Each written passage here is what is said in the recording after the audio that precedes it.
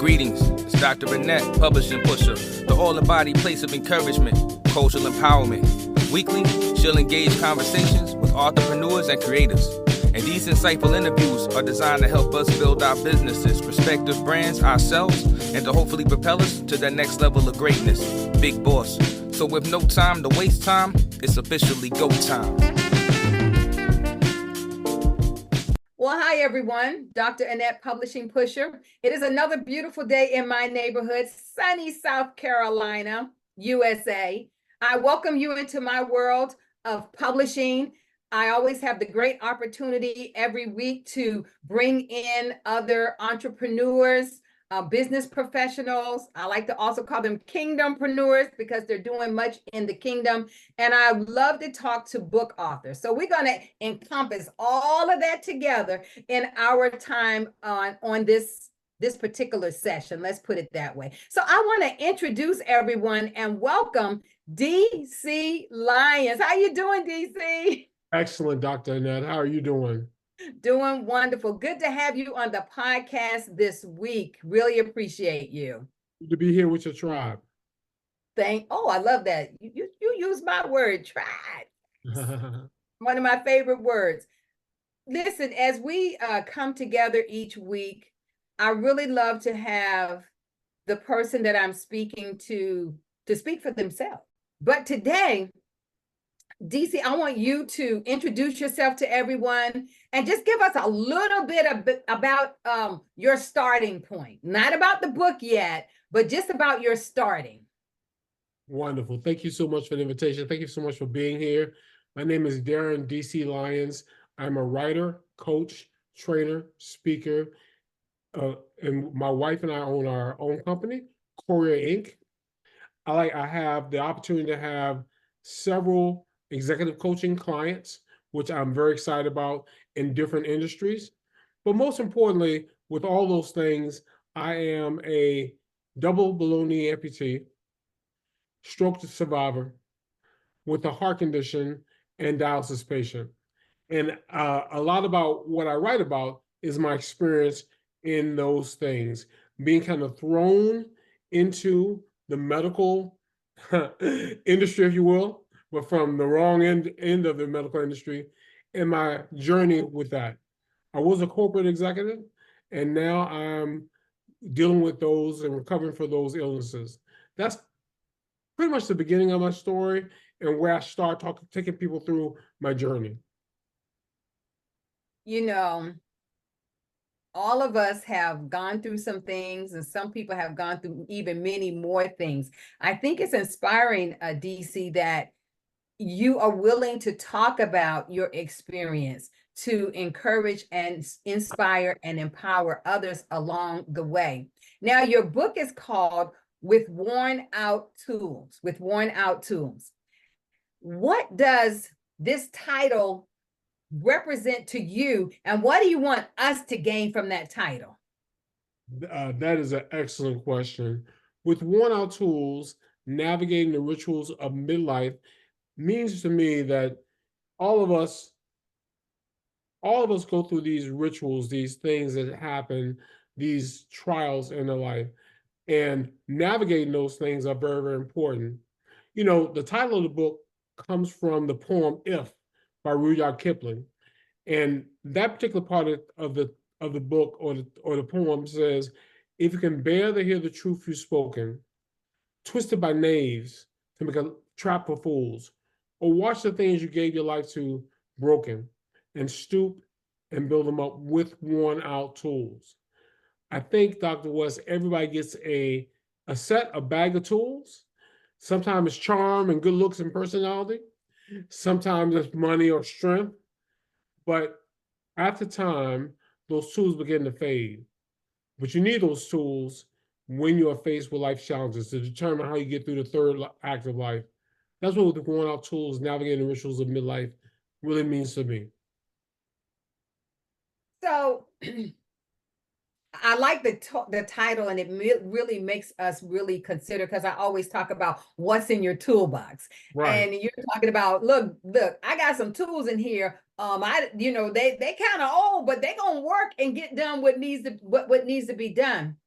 Now, I believe your book really talks about your personal experience. And like I said before, I love that you're willing to share your experience with us. And I know you said you've gone through some things, but is there an overall arching emphasis on what motivated you to write this book? Absolutely, absolutely. When I finished writing this book, when I started writing this book, I was actually going through dialysis. If you think about it, Dr. West, I got a balloon amputation in February of 2017, and I started dialysis in October of 2017 as well. And I Wow. had time on my hands. I didn't know what was going on. I was recovering. I was learning to walk my prosthetic. So every day I was in dialysis at that time for 4 hours, three days a week. And that's when I started writing my book. And Dr. West, literally, one of my arms was attached to a dialysis machine, and I had my other arm typing my book. It was really good therapy for me. And I thought about the values that I learned in my putting together the story. And there really are four of them. It's resiliency, optimistic humor, accountability, and relationship. Those four, I call them the roar because I'm Lions, because they're things that I have to reflect on that I learned and things I'm trying to share. And my whole goal, Dr. West, is to share my story. I made a lot of mistakes. If you read my book, I talk about the fact that I cut my left heel, free accident, and I was a lifelong diabetic. And you think I would have went to the hospital right away, but I was trying to cover it up. Didn't want my wife to find out, and that's a big mistake. I really want to share with men and people who love men to get things taken care of, get your health taken care of. Don't be so afraid of the future that you don't find out what you need to do. I think that's why I was that's why I was spared my life, because they literally amputated my left leg below my knee to save my life. Wow. So I just heard you say, DC, that sometimes men don't really focus on themselves the way that they should. Well, especially going to the doctor and to the hospital and all those things. We figure, well, I'll speak for me, but I think there are other men like that. We'll tough it out. We'll go through. We don't need that and everything. It's I know that's something that I want to share with men. Go through it. Had I done it earlier, I might have saved my leg. And Dr. West, I actually have been working on my health. I don't know if I ever shared this with you, but I used to weigh 465 pounds. Wow. I weighed 465 pounds and tried everything to lose weight. And then I got a hold to a vegetarian diet, and I actually have lost about 270 pounds. Thank you. Thank you. So in my mind, I was like, I've done it all. I've done what I need to do, but I still didn't keep up with other things with my health. I still didn't respond quick enough to the cut on my heel, and I didn't take care of what I needed to. And now I'm being held accountable for that. But I use these worn-out tools to start a business. I've used these worn-out tools to kind of come back. I've used these worn-out tools to recover. So it sounds like even though you may have not made the wisest decision at that moment, you've had the ability to reflect, recoup, reinvigorate your mind to still walk in purpose. Absolutely, absolutely. And continue to learn from those lessons, right? Because, it's not like a movie where things get better all at once and you just do, and then, happily ever after. I learn every day from those things. Dr. West, I like to explain to people my process of getting out of bed, being a double amputee.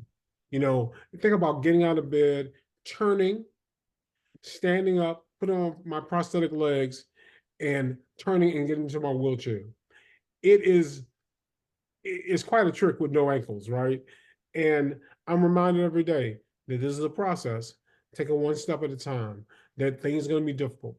I talk about in my book that doing things with a prosthetic, they say, is about 80% harder, or takes 80% more energy than doing things without a prosthetic. But you have to, if you approach life like that, it's going to be hard. You have to understand things are going to be difficult. But that's the pleasure of living, right? Being in the arena, you get a chance to live every day. And that's what I've learned. And I relearn that every day. It's like a wave, right? It's like a, kind of wave of depression and then a shot of hope.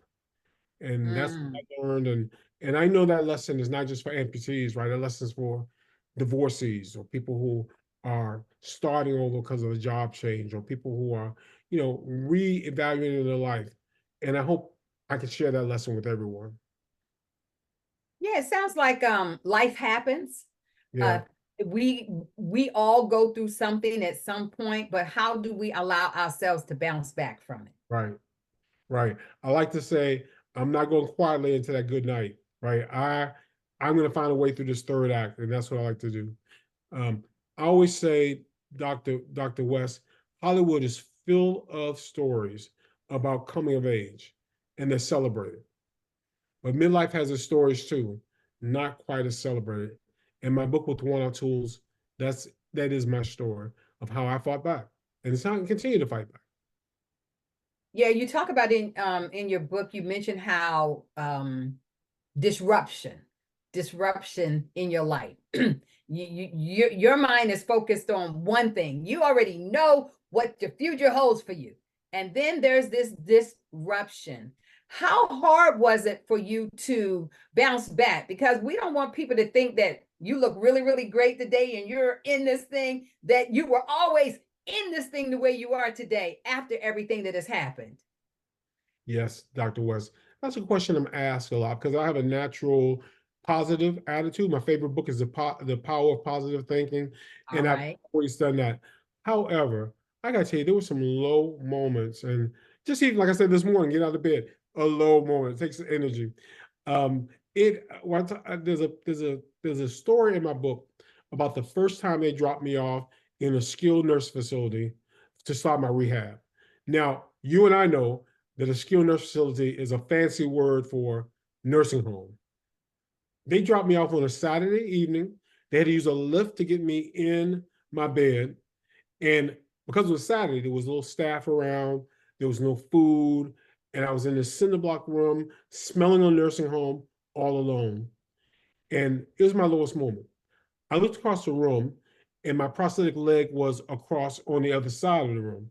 And I hadn't been able to stand up on it much because I had gained some weight because of my kidney disease. I looked up, and Dr. West, desperation is a powerful motivator.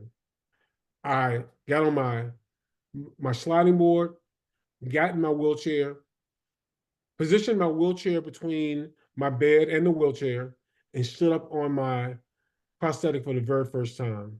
And that's when I realized, okay, if I fight hard enough, if I believe, I can get back to life. Now, I've had to repeat that over and over in the 7 years I've been below knee amputee, but I know that I'm capable of doing it. I know those things. And I want to say this, I'm not sure about the faith of your tribe, but I really believe that God saved me for something special, right? I really believe that, like he says in his word, I know he has a plan for me, a plan for my good. So I have to believe that. And I keep believing, I keep revisiting that.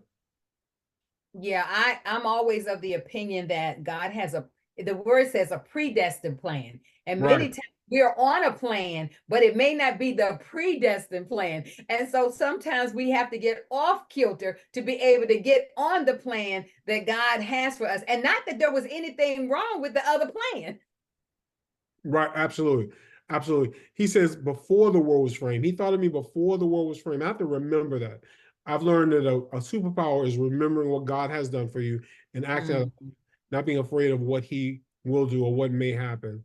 Those things are very important. I had a buddy of mine who had a below knee amputee. He was a below knee amputee like me, and he lost his leg. And unfortunately, he's passed away. And he really lost his hope, and he really struggled because I have a wonderful wife and two beautiful daughters and five wonderful grandkids. I have hope, and that's what keeps me going. I hope things will get better. I hope people will buy my book. I have hope people will learn that I'm a pretty good speaker and have a chance to inspire people and motivate people with my story. And that's what I live for, that hope. That's rich. Now you mentioned you said book sales. So let's talk about that. Um we know that you have this wonderful book called With Worn Out Tools. What do you hope to accomplish? What are your goals for this book? My hope is beyond sharing my story with as many people as I can. My hope is to use that as a guide to a speaking business as well. That's one of the parts of my revenue that I would like to grow and build. I would love to. In my book, I talk about traveling the world as a director of global customer care of operations. I had a chance to travel to the Philippines, Guatemala, Costa Rica, El Salvador, different places. I would love to travel again. You know, I work from home. I don't leave my block. My dialysis in my block. I would love to travel again and share my story. I've done a little bit of that. I've done some speaking at churches. I've done some speaking in some places, some conferences. I'd love to do more of that as well. You know, you mentioned the book, and it is a tool. We talked about the toolbox. And if there's nothing in our toolbox, for instance, I have a S3 model that says, if you don't show up, people don't know you exist. If you don't speak out, people don't know you have something to say. And if you don't share it, people don't know what's in your toolbox. So it seems like you are ready to show up in this new season of your life. You're ready and already speaking out because opportunities are coming, and you have created newer tools to put into your box along with your old tools to help you to move forward. So in respect to having these tools now, and you talk about hoping that you can begin to travel again, and I think it's just inspiring for you to even talk about that, with the fact that you're still going through dialysis and you're saying, I'm not going to let anything hold me back because I have this predestined plan. Absolutely, absolutely. And I've had a chance, Dr. West, to do a little traveling. I've gone to conferences in Orlando, in DC, and done some other things like that. And yeah, I know that when I show up in my wheelchair, people are like, oh no, we're gonna have to help them with everything we do. The staff is a little concerned, but I know that if I don't try, I'll never get those opportunities. There's a quote I like to say that a ship is safest at pier in the port, but it wasn't built for that. I wasn't built for that, right? I wasn't built to just stay around. I've had the opportunity to share my story, had the opportunity to connect with people. And I went to a amputee coalition conference back in August of last year. And it was just so refreshing to be around other amputees that've gone through what I've gone through and doing more. And I'm inspired by that. I've been so blessed by that. I try to remind myself every day, it is a privilege to live my life. It's a privilege my buddy did not have, my buddy who died of his amputation. He could not take the weight off. And so I think God prepared me for that. I mean, he prepared me. Had I been 450 pounds, 465 pounds, I never would have got out of bed, Dr. West. So I know that God prepared me for this. And I also know it's not going to be easy, but I know within me, I can do those things. The Bible says I can do all things through Christ, who strengtheneth me. That's exactly what the Bible says. But it's one thing for us to know what the Bible says, but it's another thing, like you, to be living it out, to really be showing people, I'm not just going to quote that scripture, I'm living it out. You can see the example. And I've not met you personally yet, and I'm looking forward to that. But we've been connected in a few platforms in the last 2-3 years. And so I think I know quite a bit about you, but we never know enough about anybody. But I've always been inspired by your testimony that no matter what, all of us have highlights in our lives and we have downturns in our lives. We have days of adversity in our lives and we have days of triumphs. And even in our darkest moments, we can still have triumph and still be in a dark moment, because there's what, like you talk about every morning, having to get up, having to move, the energy and strength that it takes. You know, you're in the day, you even know you're going to win in the day, but just all that you have to put forward to move in the day. Absolutely, absolutely. And you got to learn to ride the wave.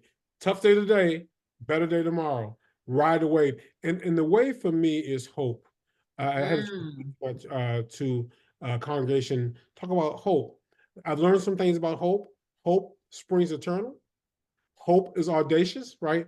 Hope moves you forward because you expect things.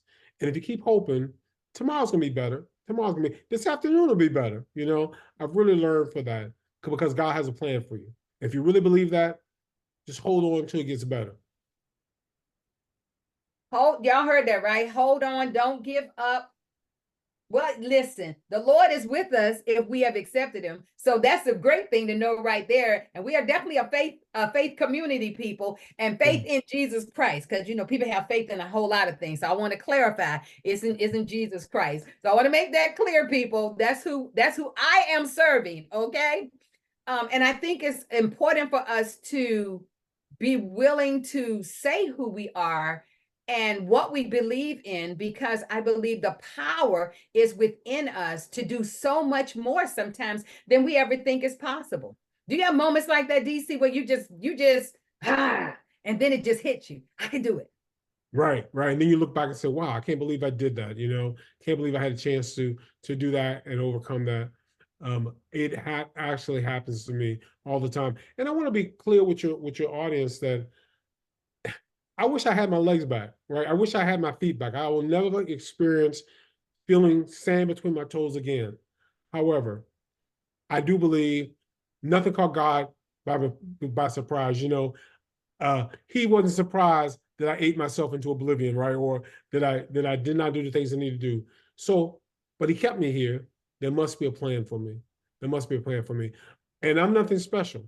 No hero of faith, right? The rain falls on the just and the unjust. But I know he has a plan for me. And I'm gonna live long enough to find out what it is. I'm gonna live long enough to find out what's in the end. That's good. That's good. So everybody, we all gonna hold on, okay? No matter what's going on, we're going to continue to move forward through all of the adversities. And guess what? Once you get over one hurdle, here comes another hurdle, okay? So never think that we have arrived, and when healing comes in that thing, that we're not gonna go through something else, because this is just, as DC said, this is the waves of life. Yeah, you are not, just because I'm a double amputee, I'm not exempt of back pains, colds, flus. Those, you have to deal with all those things and what you're going through. And I think if you realize that, you'll make it through. So life threw you a curveball. And you've caught it. And then it didn't pass you by. Life threw you a curveball and you caught it. How does it feel to be so empowered, empowering yourself through this? I think of David in the Bible going through stuff, so many things coming against him, people coming against him. And he says, you know what? But I'm gonna be free, and I'm just gonna praise and exalt the Lord no matter what. Yeah, it's funny. I was reading about David recently and thought about the things he did, and God forgave him, right? I mean, God restored him.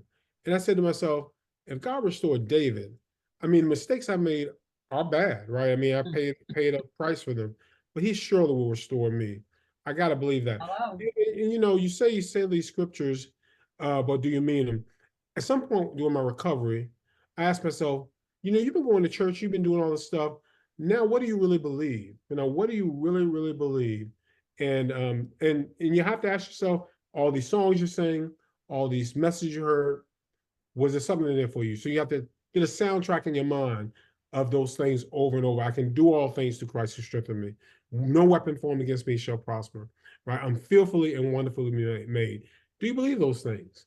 And if you don't believe them, say them. Maybe you will believe them after you say them. Right? But it is really getting that soundtrack in your mind and moving forward and moving forward. So for me, it is me having a chance to tell my story. I remember what someone once said was never doubt the power of your story, right? It's your story. Get a chance to tell it. It's your story. And I always like to say everybody has a story. Will Everybody has- everyone share it? Will everyone pull it from here and get it written? Will everyone write it and then publish it? No. But that doesn't mean we don't all have a story. And everybody's story, I like to say there's someone who's waiting for your voice. So why are you holding on to your story? There's someone, I just believe that God has anointed and appointed us for certain seasons to do certain things. DC, this is a powerful season that you were in. There are a lot of people that are going through health ailments, and just to be able to hear the testimony, because some people go through them and come out, but you're still in it. And Right. you're showing people, I haven't even come out of it yet. And I'm still winning. I'm still doing what I need to do. Absolutely. It'll be 7 years since my first amputation. The life expectancy of an amputee, the 5-year life expectancy of an amputee is less than 80%. I mean, yeah, that's which is higher than even cancer. So I've been very fortunate to do that. And in that time, I've written 2 books, published them, co-authored a book. I've also trained 650 people in the color code personality assessment, and also trained had the opportunity to have dozens of executive coaching clients in many different fields, helping them to get their dreams accomplished. My coaching business, I help them get thoughts and ideas out of their head and transform those thoughts and ideas into breakthroughs, right? Because people are walking around with these things in their head, and I want to help them to do that. I've been so blessed. I met my 2 newest grandkids. I only had 3 when I had my first amputation. Now I have 2 more. Had I not lost that weight, had I not come back and fought back, I would never met those 2 other grandkids, which I love, right? I can't imagine life without them. So I'm very thankful and very blessed. And like I said before, I wish I had my legs back, but I can't trade what I've learned since losing my legs. Amen. So listen, when we're going through things, it sounds like sometimes we can look back and say, oh, I remember when, but that's okay. We're not there. So Right. what are we going to do where we're at so that we can move ahead? How are we going to move from this space on the bridge to move further to get off the bridge? Absolutely, absolutely. One of the things I talk about in my little soliloquy about my health issues is I had a stroke. And before my stroke, I got to tell you, I could speak off the cuff very well. I mean, I could just come up with things to say and do. Now, after my stroke, I have to think through it. But I've learned that he has a path for you from that as well. You have to learn to think differently. Every issue has a lesson. What is he trying to do? And maybe it was too easy before, but now I'm digging in, having an opportunity to do wonderful things like you, talking with you, other podcasts. It's getting me sharpen up those tools. I met one of my readers, and he said the good news about worn-out tools is they can be sharpened, and I'm sharpening my tools. I love that. That reminds me of that knife in that drawer. You're like, oh, throw that knife away because it's dull. No, just get the sharpener out, right? Just take some energy, Right. some muscle, and let's sharpen that baby up so that we can continue to use it. That's right. Can't throw away old tools, right? You got to sharpen them up. DC, you really sound like a person who challenges yourself and such a great inspiration. How important, and I know the answer, but I want those listening to hear the answer. How important was it for you to have a support group? How important was it for you to have that? I know you talk about someone else who didn't have certain things, but how important was it for you as you've been going through? Dr. West, I think that was the difference, right? Between my friend, God bless him. He had some friends and everything, but wasn't married, didn't have children, grandchildren. But the difference was my wonderful wife. She's been there for me. She never gave up. Now, my wife is not like that timid, shy person. My wife's from Miami, right? So she's tough. She's tough. She grew up in a tough neighborhood. So she doesn't let me punk out. And I like to say, I'm weak, but I ain't no punk, right? I'm not gonna punk out. And my grandchildren, and my fraternity brothers, my pastor, everybody has helped me to move forward during my tough times and during, the good times. They celebrated with me, but they've also, helped me and kept with me. So I think that's the difference, really having those relationships. And that's why it is the fourth value I talk about in my blog, uh, resiliency, optimism, humor, accountability, and relationship, because it's very important. Taking time for people, connecting with people. And that's become a real part of my life. Even I know we're in both the establishing joy community, and the Y stands for yourself, but the O stands for others. You got to find time for other people, especially when you work from home, because you have to make an effort of it. Those relationships have been very, very important to me.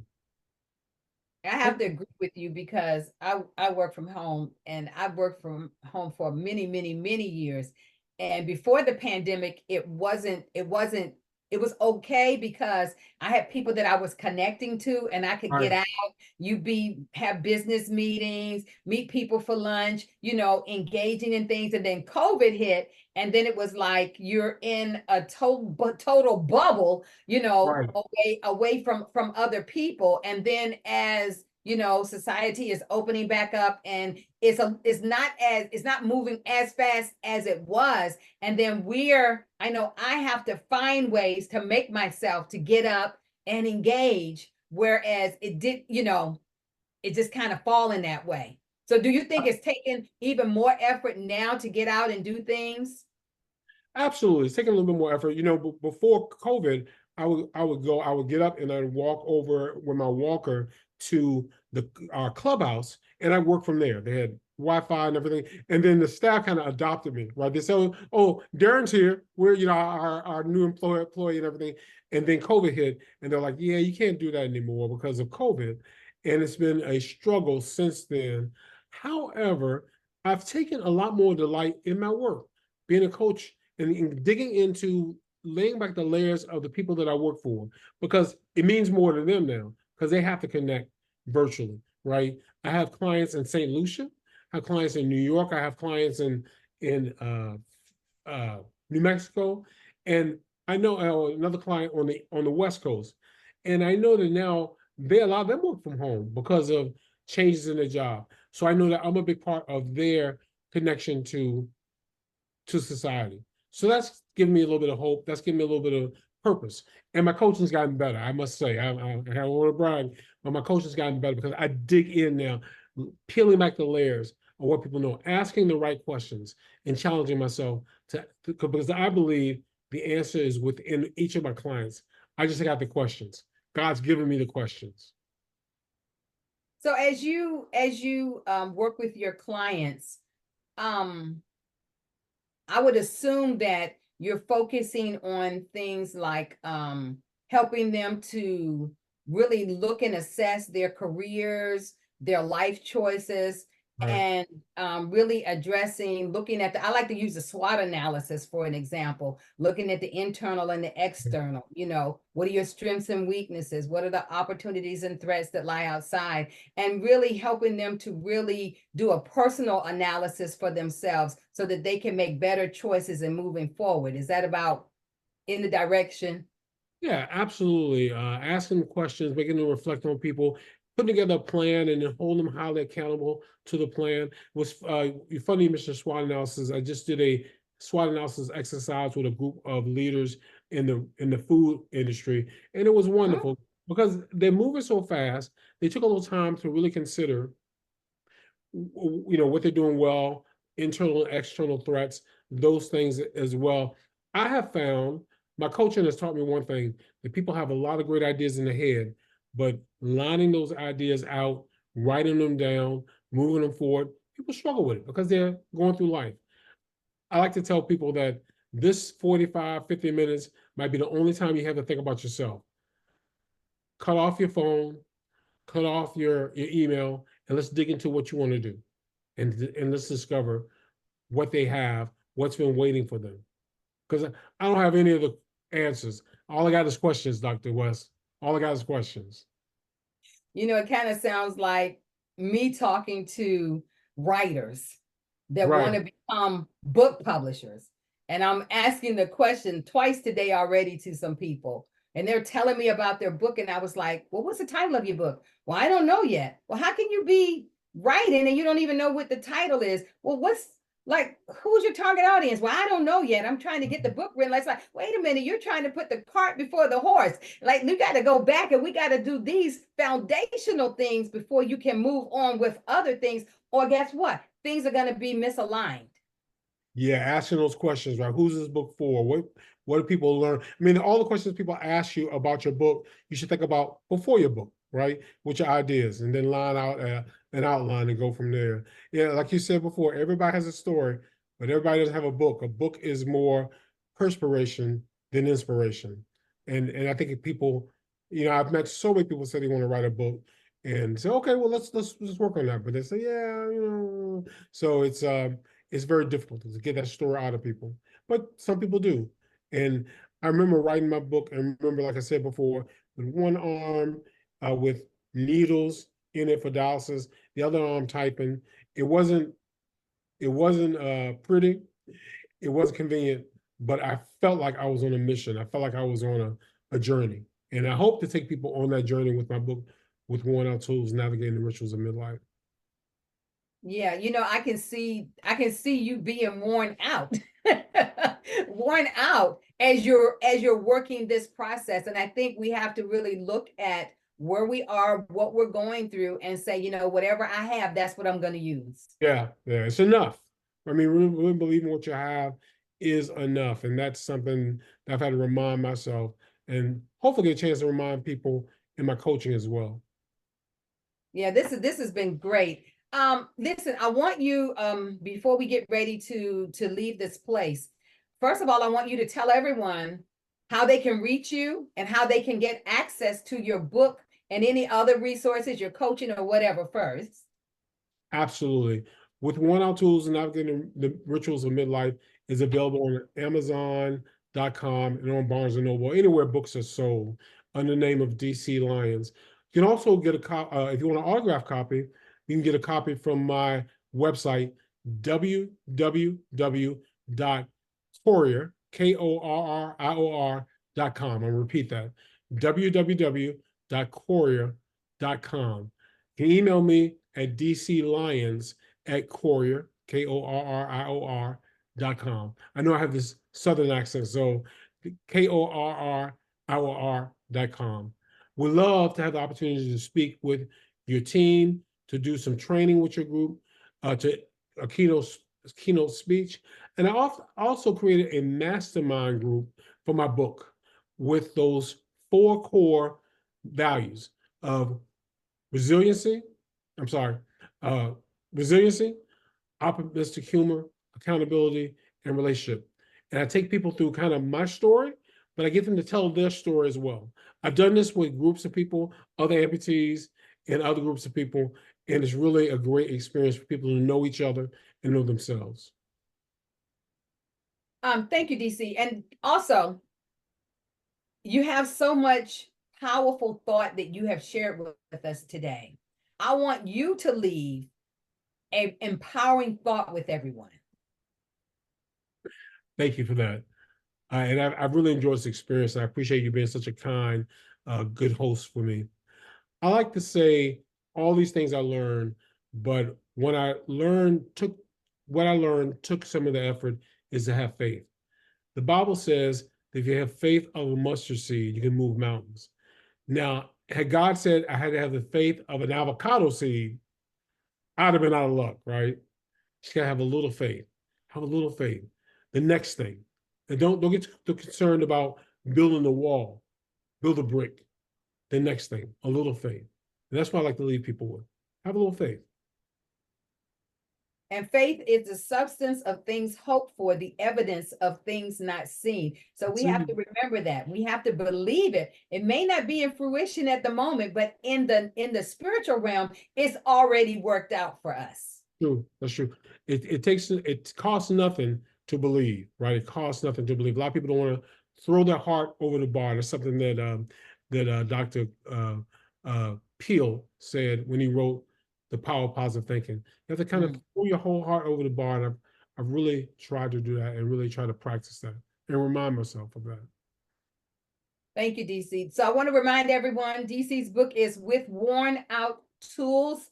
Please get a copy of his book. I have to say this to everybody. Don't just get one copy, get some copies, share the copies with others, and then have some discussions about what is going on in the book and what he said. Some of the best times are held not in Bible studies, but in book discussions.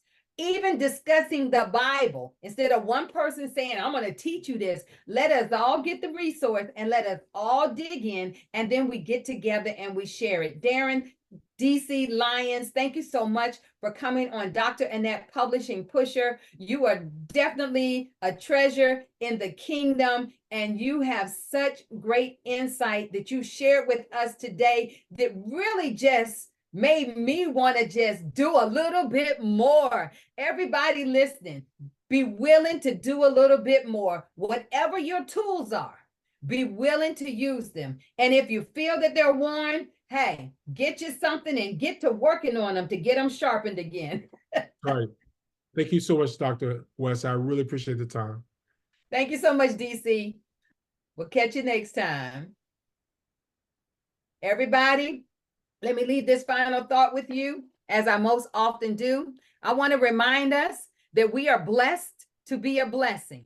And if you serve King Jesus, then you are called to be the visible manifestation of his invisible presence. I will catch you next time. Bye-bye.